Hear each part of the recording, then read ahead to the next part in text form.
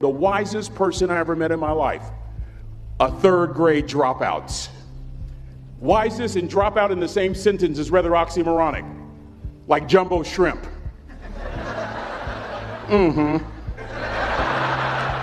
Like fun run, ain't nothing fun about it.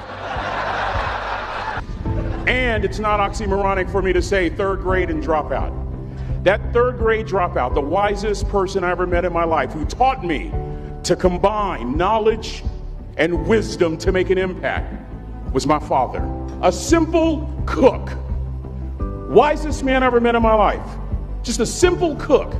Left school in the third grade to help out on the family farm, but just because he left school doesn't mean his education stopped. Mark Twain once said, "I've never allowed my schooling to get in the way of my education." My father taught himself how to read, taught himself how to write, decided in the midst of Jim Crowism, as America was breathing the last gasp of the Civil War, my father decided he was going to stand and be a man. Not a black man, not a brown man, not a white man, but a man. He literally challenged himself to be the best that he could all the days of his life. I have 4 degrees. My brother is a judge. We're not the smartest ones in our family. It's a third grade dropout daddy. A third grade dropout daddy who was quoting Michelangelo, saying to us, "Boys, I won't have a problem if you aim high and miss, but I'm going to have a real issue if you aim low and hit." A country mother quoting Henry Ford, saying, "If you think you can or if you think you can't, you're right." I learned that from a third grade drop. Simple lessons. Lessons like these. Son, you'd rather be an hour early than a minute late. We never knew what time it was at my house because the clocks were always ahead. My mother said for nearly 30 years, my father left the house at 3:45 in the morning. One day she asked him, "Why, Daddy?" He said, "Maybe one of my boys will catch me in the act of excellence. I want to share 2 things with you." Aristotle said, "You are what you repeatedly do." Therefore, excellence ought to be a habit, not an act. Don't ever forget that. I know you're tough, but always remember to be kind. Always. Don't ever forget that. Never embarrass mama. Yeah. If mama ain't happy, ain't nobody happy. If daddy ain't happy, don't nobody care. But I'm trying to tell you. Next lesson. Lesson from a cook over there in the galley. Son, make sure your servant's towel is bigger than your ego. Ego is the anesthesia that deadens the pain of stupidity. Y'all might have a relative in mind you want to send that to. Let me say it again. Ego is the anesthesia that deadens the pain of stupidity. Pride is the burden of a foolish person. John Wooden coached basketball at UCLA for a living, but his calling was to impact people. And with all those national championships, guess what he was found doing in the middle of the week? Going into the cupboard, grabbing a broom, and sweeping his own gym floor. You want to make an impact? Find your broom. Every day of your life, you find your broom. You grow your influence that way. That way you're attracting people so that you can impact them. Final lesson. Son, if you're going to do a job, do it right. I've always been told how average I can be. Always been criticized about being average. But I want to tell you something. I stand here before you, before all of these people, not listening to those words, but telling myself every single day to shoot for the stars, to be the best that I can be. Good enough isn't good enough if it can be better, and better isn't good enough if it can be best. Let me close with a very personal story that I think will bring all this into focus. Wisdom will come to you in the unlikeliest of sources, a lot of times through failure. When you hit rock bottom, remember this. While you're struggling, rock bottom can also be a great foundation on which to build and on which to grow. I'm not worried that you'll be successful. I'm worried that you won't fail from time to time. The person that gets up off the canvas and keeps growing, that's the person that will continue to grow their influence. Back in the 70s, to help me make this point, let me introduce you to someone. I met the finest woman I'd ever met in my life.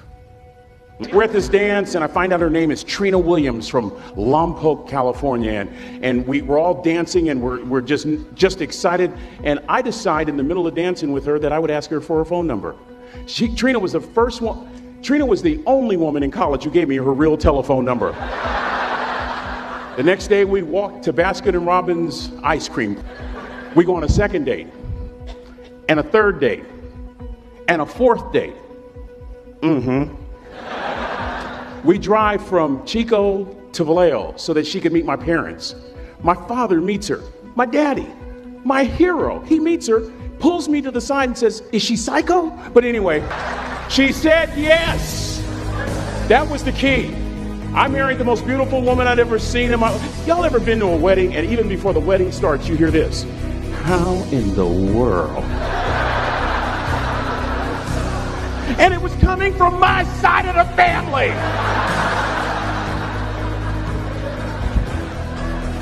We get married, we have a few children, our lives are great. One day, Trina finds a lump in her left breast. Breast cancer. 6 years after that diagnosis, me and my 2 little boys walked up to Mommy's casket. And for 2 years, my heart didn't beat. If it wasn't for my faith in God, I wouldn't be standing here today. If it wasn't for those 2 little boys, there would have been no reason for which to go on. I was completely lost. That was rock bottom. You know what sustained me? The wisdom of a 3rd grade dropout. The wisdom of a simple cook. We're at the casket. I'd never seen my dad cry. But this time I saw my dad cry. That was his daughter. Trina was his daughter, not his daughter-in-law. And I'm right behind my father, about to see her for the last time on this earth. And my father shared 3 words with me that changed my life right there at the casket. It would be the last lesson he would ever teach me. He said, "Son, just stand. You keep standing. You keep standing, no matter how rough the sea, you keep standing." And I'm not talking about just water. You keep standing. No matter what, you don't give up. And as clearly as I'm talking to you today, these were some of her last words to me. She looked me in the eye and she said, "It doesn't matter to me any longer how long I live. What matters to me most is how I live." I ask y'all one question, a question that I was asked all my life by a 3rd grade dropout. How you living? How you living? Every day ask yourself that question, how you living? Here's what a cook would suggest you to live this way. That you would not judge, that you would show up early, that you'd be kind, that you'd make sure that that servant's towel is huge and used, that if you're going to do something, you do it the right way. That cook would tell you this, that it's never wrong to do the right thing, that how you do anything is how you do everything. And in that way, you will grow your influence to make an impact. In that way, you will honor all those who have gone before you, who have invested in you. Look in those unlikeliest places for wisdom. Enhance your life every day by seeking that wisdom and asking yourself every night, how am I living? May God richly bless y'all. Thank you for having me.